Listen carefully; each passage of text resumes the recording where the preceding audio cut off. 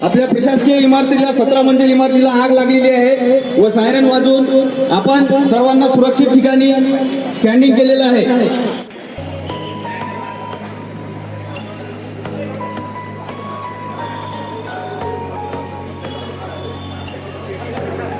युनिव्हर्सिटीमध्ये ही कार्यशाळा आयोजित करण्यात आलेली होती, तर त्याचा आजचा शेवटचा दिवस आणि आजचा आपला मॉक ड्रिलचा जो भाग आहे, आपल्या प्रशासकीय इमारतीला 17 मंजिल इमारतीला आग लागलेली आहे व सायरन वाजवून आपण सर्वांना सुरक्षित ठिकाणी स्टँडिंग केलेलं आहे। आता यानंतर आपल्याला राज्य आपत्ती प्रतिसाद दल धुळे टीम कशा प्रकारे फायर इन्सिडेंट्स मध्ये कार्य करते हे आपल्याला या ठिकाणी डेमॉन्स्ट्रेशन करण्यात येईल व त्यानंतर आपल्याला धुळे ही टीम वेगवेगळ्या रेस्क्यू ऑपरेशन मध्ये कशा प्रकारे कार्य करते याचं पण आपल्याला थोडक्यात माहिती देण्यात येईल। कर्मचाऱ्यांनी इकडे बोलून घ्या ना। सर्व कर्मचाऱ्यांसाठी सूचना आहे, त्यांनी फायर ब्रिगेडच्या डाव्या साईडला यायचं आहे।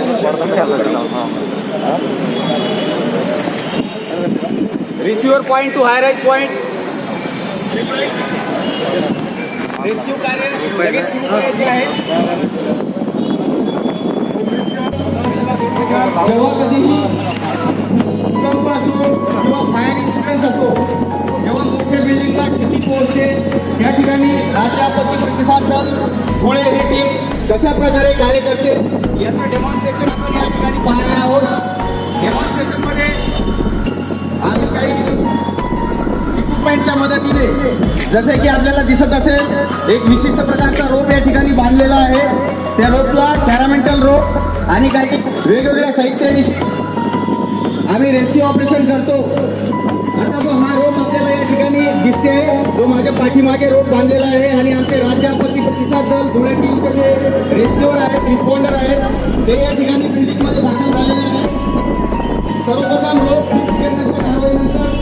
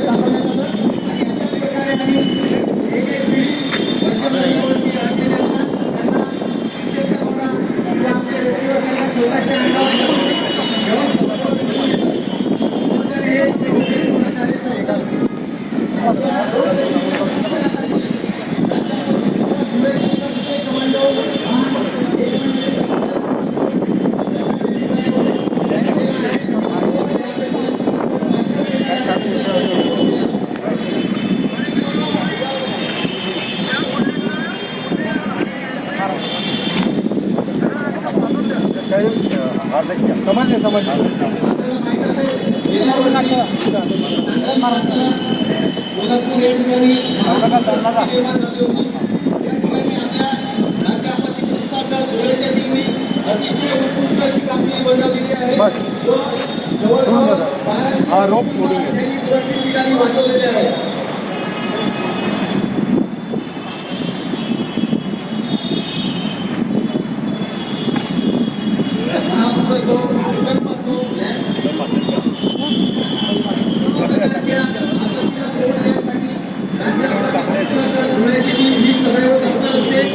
या गोष्टीचं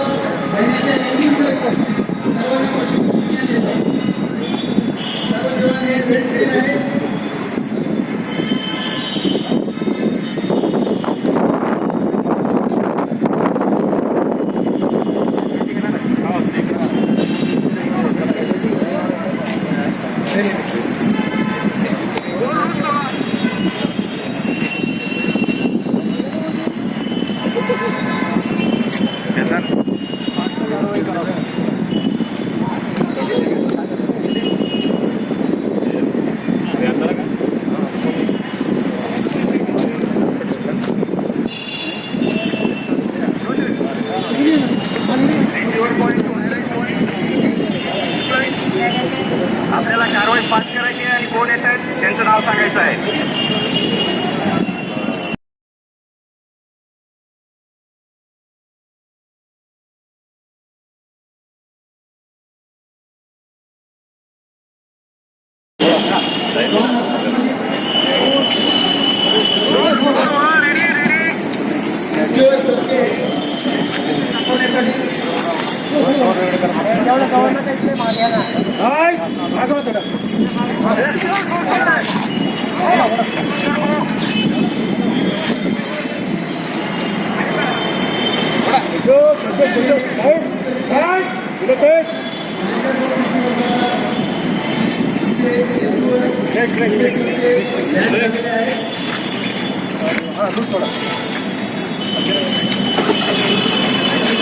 ओके क्लोज करा.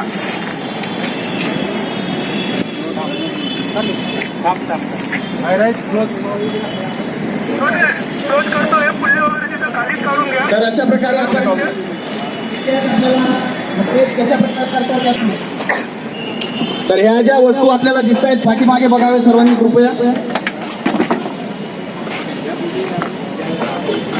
मी हेड कॉन्स्टेबल राहुल अवचार, राज्य आपत्ती प्रतिसाद दल धुळे टीम द्वारा सर्व मान्यवरांचे या ठिकाणी हार्दिक स्वागत करतो.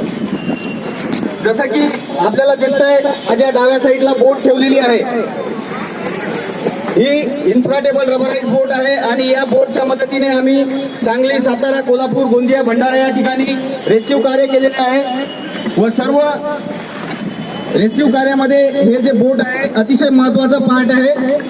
बोटमध्ये काम करण्यासाठी विशेष प्रशिक्षणाची आवश्यकता असते, ते आपल्या धुळे टीमच्या जवानांनी घेतलेलं आहे. तर समोर जो व्यक्ती उभा आहे त्याला बोमॅन म्हणतात, तो दिशा दाखवण्याचं काम करतो आणि चालवणारा जो चालक आहे त्याला क्रॉक्समॅन म्हणतात, तो बोट चालवण्याचं काम करतो. आणि बाकी रेस्क्यूअर जे आहेत ते जर आपला ओबीएम जर बंद पडला तर चप्पू मारून आपण व्हिक्टीमच्या ठिकाणी पोहोचून व्हिक्टीमला ताबडतोब आम्ही सेफ्टी झोन मध्ये घेऊन जातो. तर या बोटची कॅपॅसिटी जी आहे ती 12 ते 13 व्यक्ती आम्ही या बोटद्वारे रिसीव्ह करतो. तर अशा प्रकारे हा बोटचा डेमॉन्स्ट्रेशन होता. त्यानंतर हे ओबीएम मशीन आहे. ओबीएम मशीन याचं वेट नियर अबाउट 75 kg आहे. तर या मशीनने आपण बोटला लावल्यानंतर ही मशीन फास्ट आपल्याला विक्टीम पर्यंत घेऊन जाते व डिझास्टर मध्ये अतिशय महत्वाची भूमिका बजावते. त्यानंतर मशीनचा हा जो लाल कलरचा या ठिकाणी आपल्याला टँक दिसते, हा फ्यूल टँक आहे. यामध्ये पेट्रोलद्वारा ही मशीन कार्य करते. तर अशा प्रकारे आपल्याला आणखी थोडं पुढे चाललोय, थोडं साईड लावून. तर या ज्या वस्तू आपल्याला दिसत आहेत या आपल्या राज्य आपत्ती प्रतिसाद दल धुळेच्या टीमने स्वतः तयार केलेल्या आहेत. सर्वांनी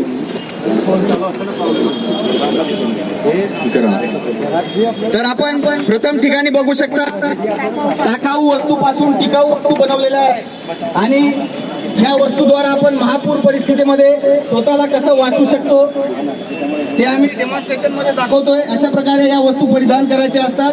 लाईफ जॅकेट बनवण्यासाठी 8 ते 10 बॉटल्स आपल्याला लागतात.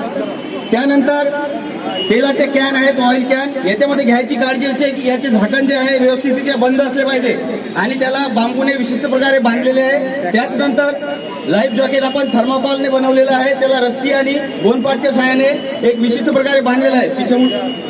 अशा प्रकारे हे परिधान करायचं असतं. हे स्वतः आपल्या SDRF धुळे टीमद्वारा निर्मित आहे.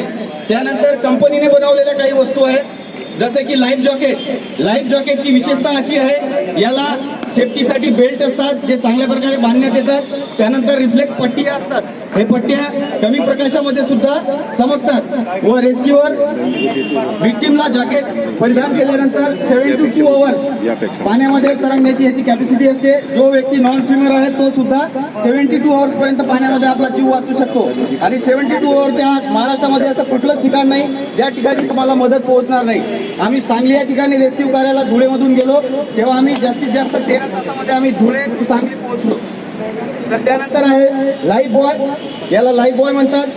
याद्वारा नॉन स्विमर व्यक्ती हा कितीही काळ पाण्यामध्ये राहू शकतो. याला अप्लाय करण्याची ही टेक्निक आहे. या लाईफ बॉयवर 1 ते 4 व्यक्ती सहजरित्या पाण्यामध्ये तरंगू शकतात. त्यानंतर 2 व्यक्ती कशा प्रकारे पाण्यामध्ये थांबतील त्याचं या ठिकाणी डेमॉन्स्ट्रेशन. अशा प्रकारे हे लाईफ बॉय अप्लाय करायचं असते. आपण लाईफ बॉय पर्यटन स्थळी आपण बघतो, परंतु आपल्याला हे कशा प्रकारे वापरायचं याची माहिती नसते. त्यानंतर फायरचा इन्सिडन्सला तर हे फायर एक्सटिंग्विशर आहे. चार जण अशा प्रकारे जे सेमी स्विमर आहेत ज्यांना कमी प्रमाणात स्विमिंग येते 4 लोक अशा प्रकारे स्वतःचा जीव वाचवू शकतात. त्यानंतर फायर एक्सटिंग्विशर आहे. छोटी मोठी आग जर लागली तर आम्ही फायर एक्सटिंग्विशर द्यावा, ती आग पण विझवतो. त्यानंतर कुठलाही आपत्ती असो त्यामध्ये वैद्यकीय मदतीची आवश्यकता असते तर आपली राज्य आपत्ती प्रतिसाद दल धुळ्याची जी टीम आहे ती फर्स्ट एड साठी सुद्धा एकदम अतिशय मोलाचं कार्य करत असते. फर्स्ट एड मध्ये आपण बँडेजिंग ड्रेसिंग वगैरे सुद्धा करतो आणि CPR सुद्धा देतो. CPR हा 4 पद्धतीमध्ये द्यायचा असतो. जर व्यक्तीचे श्वासोश्वास बंद पडला तर आम्ही CPR ची कारवाई सुद्धा करतो. सर्वात आधी CPR द्यायसाठी सरफेस हा हार्ड असला पाहिजे, म्हणजे तो व्यक्ती आहे त्याला सरफेस खाली हार्ड